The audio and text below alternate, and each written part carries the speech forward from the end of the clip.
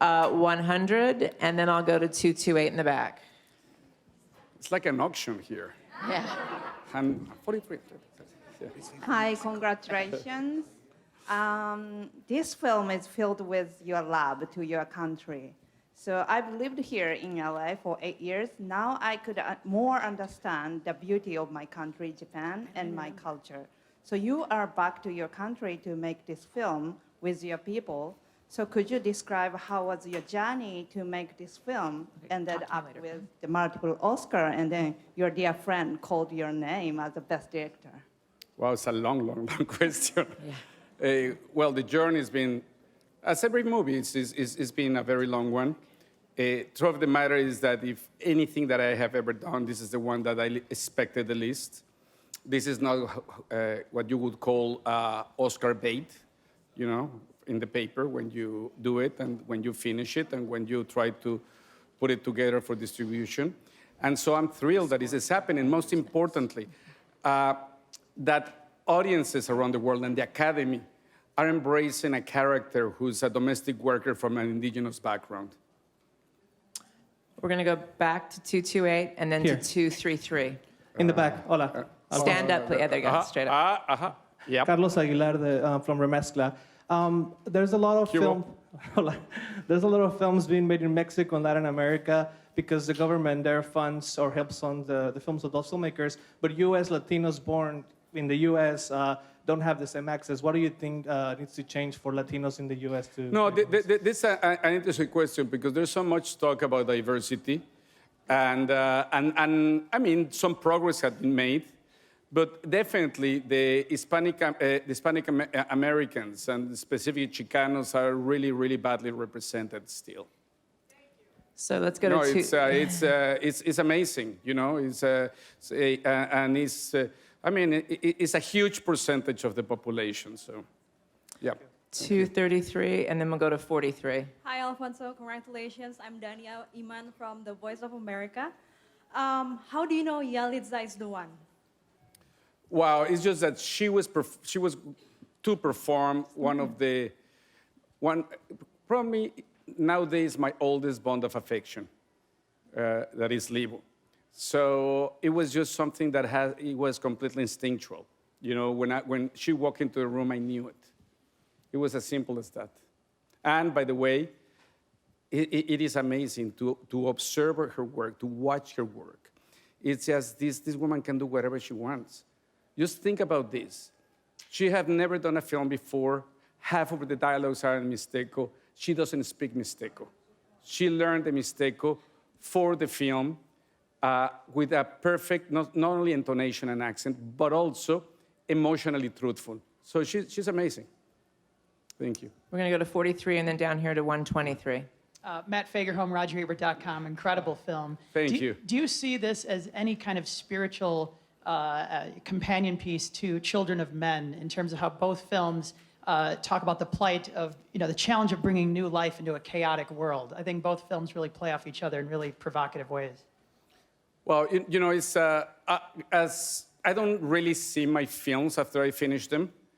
I prefer to see other people's movies.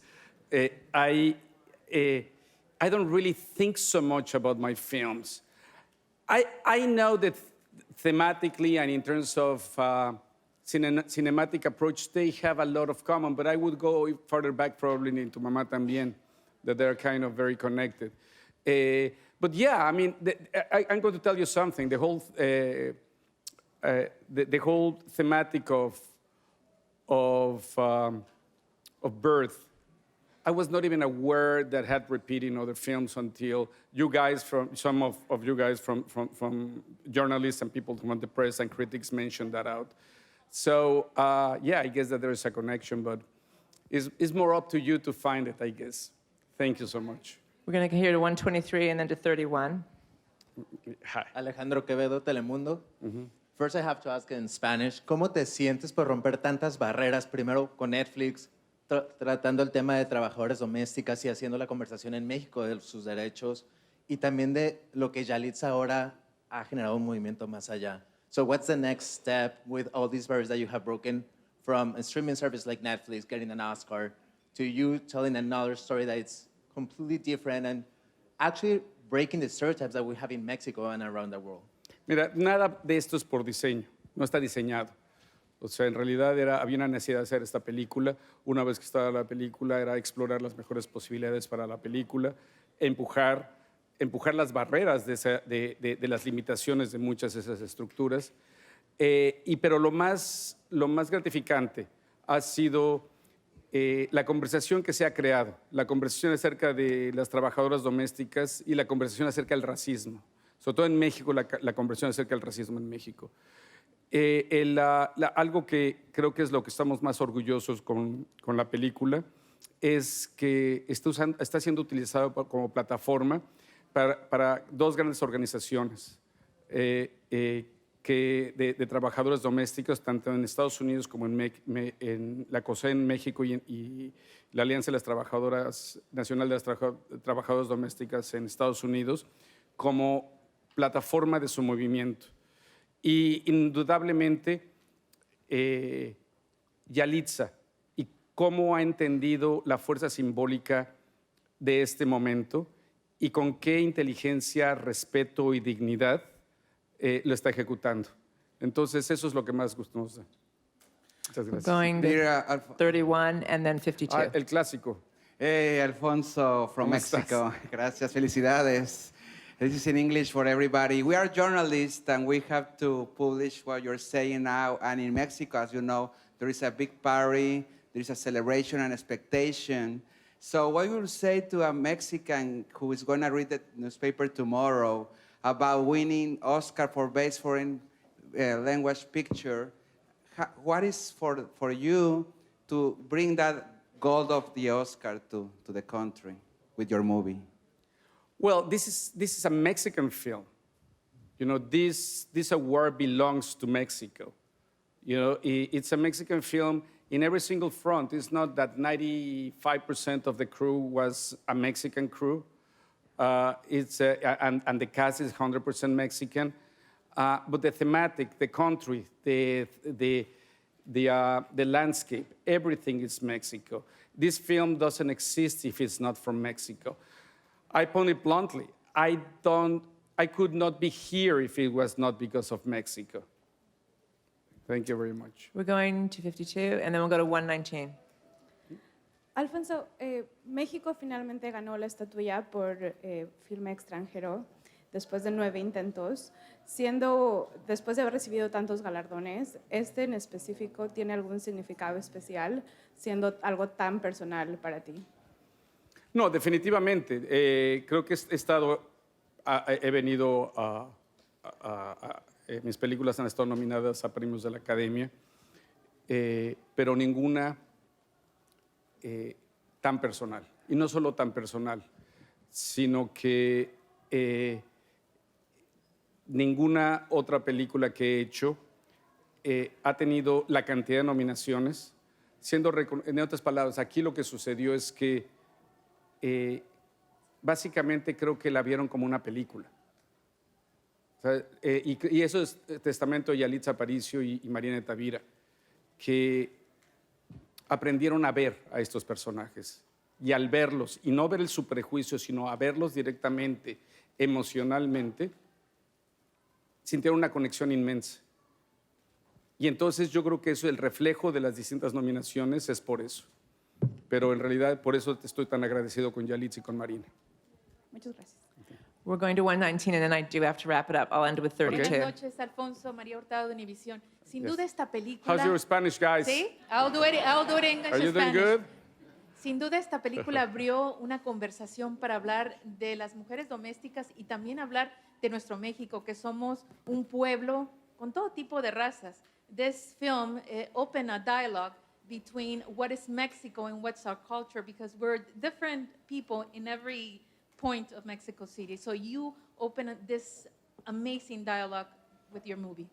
No, I'm very pleased about that. As I said it before, it is one of the things that's been the most gratifying of the film. It was not by design. It was something that when I set up to do this film, I was just doing a personal story in the context that I believed it was a truthful story, a truthful context.